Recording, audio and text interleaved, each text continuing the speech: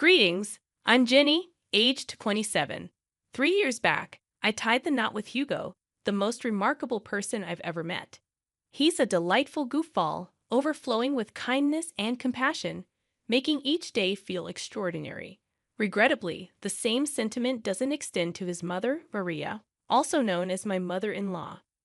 For reasons unknown, Maria has harbored animosity toward me since day one, a sentiment I comprehend. After all, Hugo is her cherished son, and she's merely safeguarding his interests. However, I firmly believe she sometimes crosses the line. Maria has a knack for subtle injustices that seem innocent but are actually calculated to incite frustration, painting you as the unreasonable one.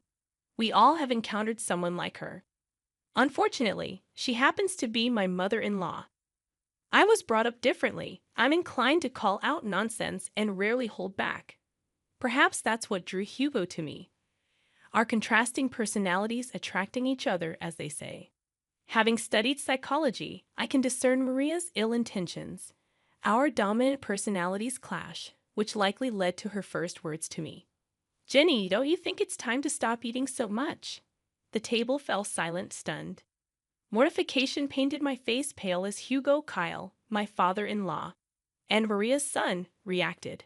Hugo, though embarrassed, admonished his mother. "Mom, that's terrible to say. Jenny can eat as she pleases."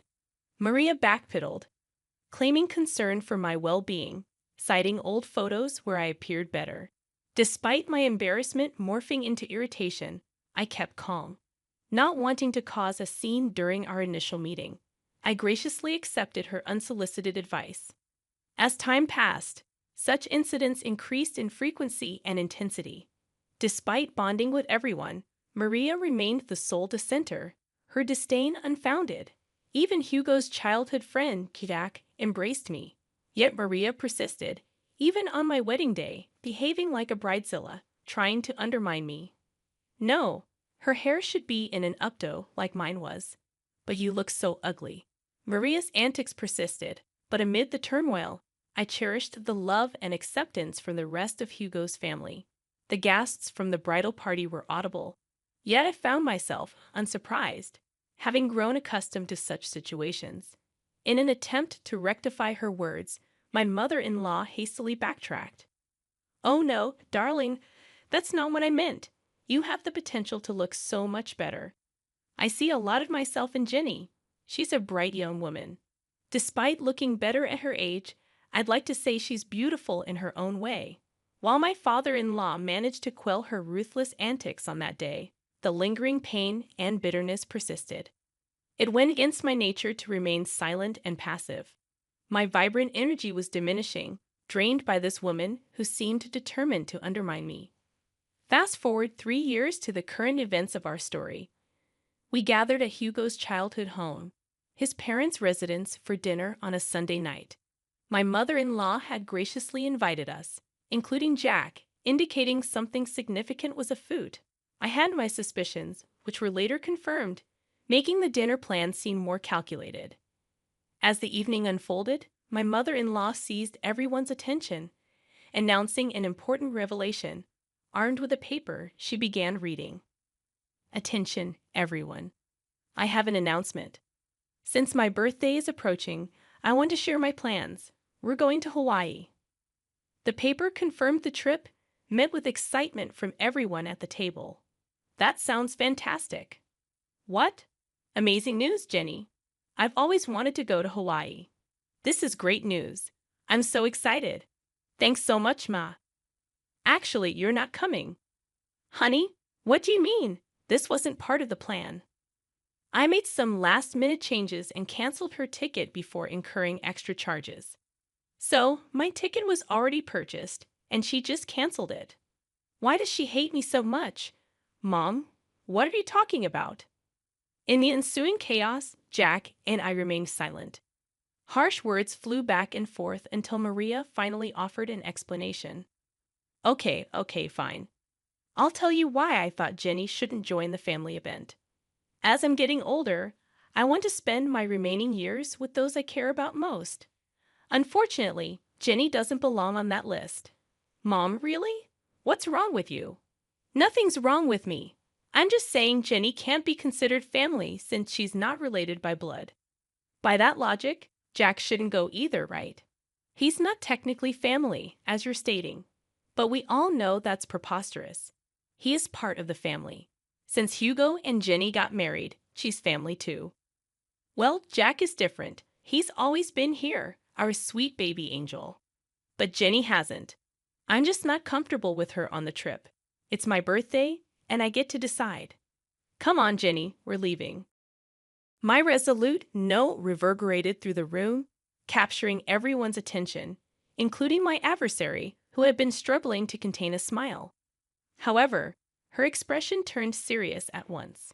Maria, it's been evident from the start that you harbor disdain toward me. For 3 years, I've endured your unbearable behavior. Do you think we're blind to your actions? Do you believe we don't see your narcissism? Watch your tone, young lady. Remember, you're in my house. And it won't be for much longer. In fact, I'm about to leave.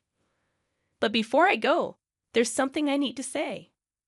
I addressed my beloved husband, whose eyes burned with anger as he looked at his mother. Darling, I love you completely, and I've tried to weather this storm for so long. But it's clear now that your mother will never embrace me into this family, no matter how hard I try or how often I hold my tongue. She'll always find fault with me. You should go on this trip. You can't miss it. Despite her quirks, she's still your mother, and you love her, and she loves you. So go. Don't worry about me. I'll manage. Turning to my mother-in-law, who appeared stunned by my words, I continued. And as for you, unfortunately for you, I'm in love with your son, and I'm not going anywhere. You might think you can push me out, but I'm here to stay. Even in Hawaii, you'll be thinking of me because, let's be honest, I think you're fixated on me. How dare you? I ought to slap you right now. I'm not done. You're fixated on me, obsessed with tearing me down, and I can't fathom why when all I've done is extend kindness and patience, even when you didn't deserve it. But enough is enough. If you don't want me in Hawaii or consider me part of the family, fine. But I will always be here. As long as I breathe, I'll be here for Hugo, Kyle, and even Jack, but never for you. In that moment, I realized I had finally silenced her. She stood with her mouth agape, seemingly searching for words that her mind wouldn't allow. I bid farewell to the other family members, kissed my husband on the cheek, and headed towards the exit. Let me drive you home, at least. I can't let you take a cab. Don't worry about me, babe. I love you. And thank you for loving me. But I'll be fine. You have a trip to discuss. Okay, if you say you'll be fine, I'll believe you. Oh, don't forget your purse. Right, my purse. I left it in the kitchen. Upon reaching the kitchen, where Maria had retreated, presumably to catch her breath after the altercation, I encountered her. What do you want? Don't worry about me, sweetheart. I'm just here to collect my things. Well, make it quick. I want you out of my house. I can't believe you said those things to me. With that, she swiftly stormed out, too filled with anger to see me off. In that moment, I scoffed at her absurdity, grabbed my purse, and noticed a piece of paper next to it. Assuming it was the trip itinerary, I grabbed it to sneak a peek at what I was missing. As I began to read, I discovered Maria's handwriting. Dearest Jack, you've always been like a son to me, and I love you dearly. Oh, it's a letter to Jack. A bit strange, but I suppose it's thoughtful. For some reason, my curiosity led me to read further. The love and care you've shown me throughout the years will never be forgotten. Regrettably, even in my son Hugo's case, I feel the love we once shared is no longer there. Wait, is she saying she loves Jack more than Hugo? That can't be right. Persisting in reading the letter, each line intensified my astonishment. The revelations were difficult to fathom. Although I recognized it wasn't my place to read the letter, I couldn't help but be grateful for stumbling upon it. After absorbing its entirety, I paced the kitchen, contemplating my next steps. Suddenly, it struck me. Everyone who needed to know about the letter was in that room. It was time to act. Rereading the letter to confirm its contents, I sauntered into the dining room, where only 3 pairs of eyes met mine. Jenny, I am profoundly sorry for what my wife is subjecting you to. Don't worry at all. You're coming to Hawaii with us. She's just going through a rough patch right now. I'll talk to her and make her see reason. I don't know what's gotten into her, but I'll sort it out, I promise. Kyle, please don't concern yourself with me. As I mentioned, I'm fine. In fact, I've stumbled upon some interesting news that I need to share with everyone, especially Hugo. Hugo and Jack perked up, a flash of worry crossing Hugo's face. Perhaps he feared I was overwhelmed and considering a divorce. Whenever I complained about his mother, he'd empathize, marveling at how I endured her antics. I'd reassure him it was my love for him that kept me going.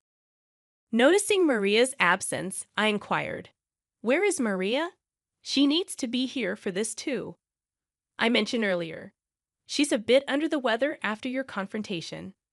Mentioned a headache and opted for a nap upstairs. She won't be down for a while. You know how she is about her beauty sleep. Familiar with Maria's peculiar habits that often inconvenienced others, I sighed in frustration. This is crucial. She has to be here. It's okay, Jenny. You can share with us, and we'll fill her in when she wakes up. Contemplating the information I possessed, I hesitated. I wanted to witness her embarrassment. I think you should go ahead and tell us, sweetie. It's okay, and you know Hugo struggles with anxiety. It wouldn't be good to keep him waiting. True. Hugo's anxiety could escalate quickly, and I observed him beginning to fidget in anticipation. All right, I'll share with you what I found. While I was in the kitchen, gathering my purse and preparing to leave, I stumbled upon something intriguing that I believe you all need to know about. Retrieving the paper I found, I began to read aloud.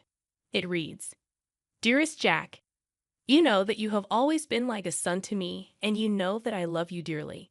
And the love and care you have shown for me throughout the years will never be forgotten. I hate to admit it, but even when it comes to my son Hugo, I feel as though the love we once shared is no longer there. Hugo and I just don't see eye to eye like we used to, and honestly, I think it's because of Jenny. Ever since he married that girl, he no longer has time for me. He doesn't love me, and therefore, I don't think I love him. I love you, and you are my son. With that being said, I want to let you know that I am going to update my will so that you inherit all of my belongings and not Hugo. I know it might hurt him, but honestly, at this point, I don't care. It's that wretched Jenny girl. She's the one who has poisoned my love for him. I hope you receive this letter well. The reason why I didn't want to approach you about it in person is that, and it pains me to admit this, I couldn't risk seeing the rejection on your face. I know you love Hugo like he's your brother, and most likely you won't approve. But I don't care. I'm giving you everything: the money, the house, the cars, and even my small businesses. They're all yours, whether you like it or not. If you want to talk about this further, please call me, and we can discuss it. I look forward to hearing your response. I will love you forever and always, your second mom." After finishing the letter, I glanced up to witness a flurry of mixed emotions. Kyle appeared on the verge of tears. Jack seemed stunned, but Hugo looked like he was on the brink of losing his temper. I can't believe she said all those things. Is she serious? So, she'd exclude me from her, well, just to spite me and Jenny? She's officially lost her mind, guys. I don't even know what to say. This has gone too far. I'm fed up with her toxic behavior. What are we going to do? In that moment, I had an idea. A week passed, and it was time for the planned Hawaii trip. Maria woke up to find a letter from her husband on her bedside table. It read, "Good morning, beautiful. We decided to let you catch up on your beauty sleep. Don't worry, your bags are packed. Just meet us at the airport." Maria hurriedly got ready and rushed to the airport, searching frantically for her travel companions. She tried calling them, but no one answered. Assuming they had already boarded, she boarded her flight, hoping to catch up with them in Hawaii. During the 12-hour flight, she landed and video called Kyle. "Hey, Kyle. Where are you guys? I woke up late and found your note. but none of you are answering. I assumed you boarded without me. Where are you? Let's start the festivities. That won't be happening, Maria. What do you mean? Where are you? I'm at home. What? Why are you at home? You see, Maria, Jenny brought some important information to our attention last week, and since then, we decided we'd rather spend time in Florida with her than anywhere else with you. Maria gasped. You think we wouldn't find out? What, my baby? Don't baby me. You were really going to cut me out of the will, Mom. Who? How did you even find out about that? Oh, that wretched girl you despise so much. Jenny found your letter in the kitchen. I don't know what you're talking about, Maria. Lying right now is only adding more nails to the coffin. Jack, tell them. You've got to believe me. I did nothing of this sort. We all read the letter, Maria. The game is up. But I didn't do anything. Jenny is making everything up. Oh, am I? You are so pathetic. It actually makes me sick. We all know what you said and what you tried to do. Thank goodness I was nosy enough to read the whole thing. Hugo, Kyle, please. No, Maria. Enough is enough. You're done. You don't get to say anything else. You messed up big time. Your hatred has caused you to be blind. Now you have to suffer the consequences of being alone on your birthday because of what you've done. I hope you can use this time in Hawaii to reflect on your actions.